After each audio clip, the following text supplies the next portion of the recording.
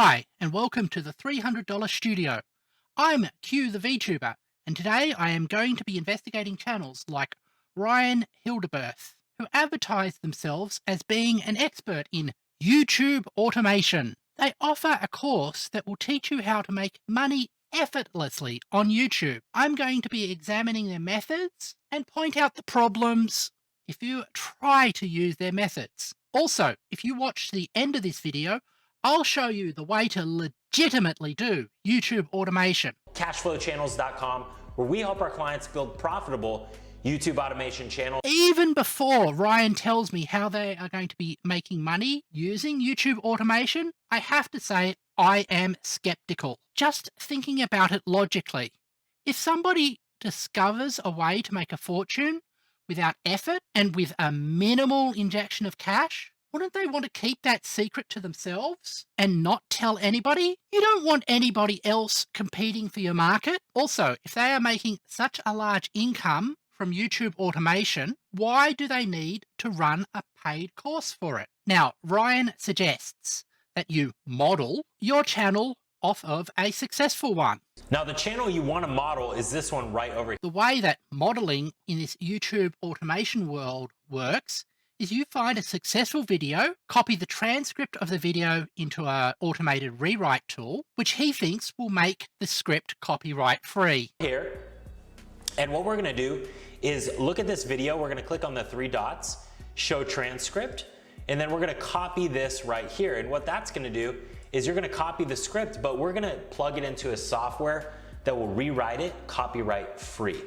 But just like freshmen and first-year university students who are now facing a disciplinary committee have just discovered, mechanically replacing words with their synonyms and then rearranging the words doesn't stop something from being plagiarism. Without the insertion of human creative effort, the script is still a derivative work and covered by the original copyright. Of course, a script that has passed through the algorithmic equivalent of a blend tech blender is most likely going to remove some of the nuance of meaning from the original document. There is nothing bad about taking inspiration from another creator or even creating a bad parody of that creator's background. But a simple ripoff isn't that. The next step in this clearly legitimate scheme is to take your plagiarized script and go to Fiverr. He then instructs you to look up the most desperate 10 voiceover actors you can find and offer them $10 for a 2,000 word script. Go to budget, put $10, press apply. Seller details, new sellers, there's 182. And then voiceover options, I would go to English, okay? And I selected female because we're gonna switch it up and just do a female voiceover. Newest arrivals, and it's gonna show you all of the girls that don't have any work, right? They don't have any reviews, they need work, they're looking for work and experience on the platform. So now, $10 for 100 words is on the extreme low end price for voiceover work. He wants you to offer a payment that is so below rock bottom, it is melting into magma. He suggests making this offer to 10 people because he knows 9 people will just reject it immediately. He is hoping that there is at least one person so desperate or so gullible who doesn't know their own worth who will accept your ridiculously low offer. Voice acting and voiceover work are skilled occupations. Just in terms of human decency, people should be paid the value of their work. However, even if you are the worst kind of person in the world, the VA market is a competitive one. Offering such under-market rates is going to ensure that the people with talent and equipment to produce good VA work are going to shift to better paying jobs. You are guaranteeing that you are going to get low quality voiceover. So now that you have poorly recorded voiceover based on a mangled script, Ryan's next step is to take it to an editor. He suggests that you offer the princely sum of $20 for a 10-minute video.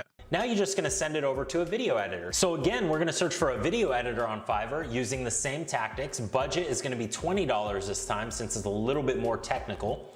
Now, I am still learning video editing, and I will admit my process requires me to do a lot of extra work in motion graphics that a more straightforward edit wouldn't need. It takes me, on average, about 8 hours of work to make 5 minutes of video. So he is expecting someone to make about 16 hours of skilled technical labor for less than a quarter of the US federal minimum wage. No editor worth their jog wheel is ever going to bother putting effort into finding and creating visuals that will enhance and support a scripted narrative for such a low-paying job. What they are going to do is grab a library full of vaguely appropriate stock footage, then hit the Insert Random B-roll footage button until they reach the required runtime. After you underpay the thumbnail artist, you will then upload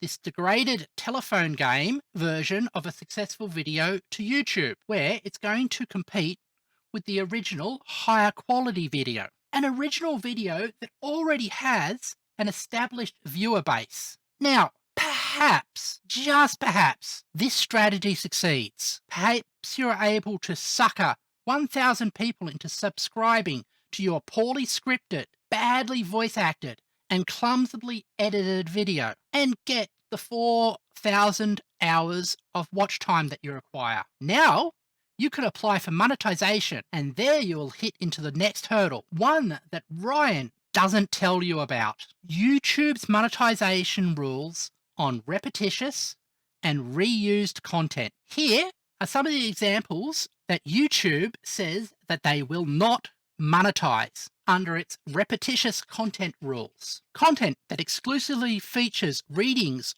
of other materials that you did not create. Similar repetitive content or mindless content with low educational value, commentary, or narrative. Templated, mass-produced, or programmatically generated content. But that's not all. Here are YouTube's rules against reused content. Reused content refers to channels that repurpose someone else's content without adding significant original commentary or educational value. Taking someone else's content, making minimal changes, and calling it your own original work would be violations of this guideline. It's almost like YouTube recognizes that left unchecked, this type of low-effort content would flood the platform and make YouTube as a whole a less attractive place for viewers. Even legitimate channels sometimes have trouble convincing YouTube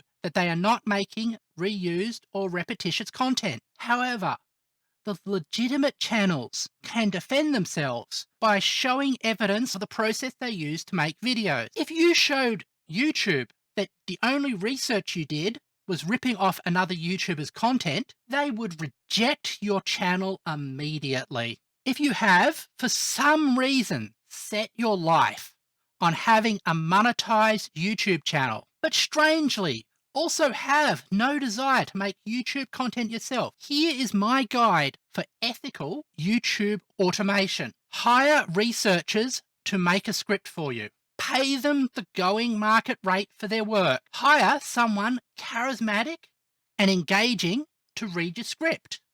Again, pay them properly to ensure a high quality performance. Then hire editors and possibly animators to create visuals that will enhance the information that your audio conveys. Again, this will be a lot easier if you pay your people an appropriate rate. But that doesn't sound like something that's low cost and low effort. It sounds like you'll have to invest a lot of money and a lot of work coordinating a team of people, creating a video that might just flop. This sounds less like YouTube automation and more like being a YouTube producer. Yes, but the truth is nothing is easy. Anybody who's telling you something is easy is lying and trying to sell you something.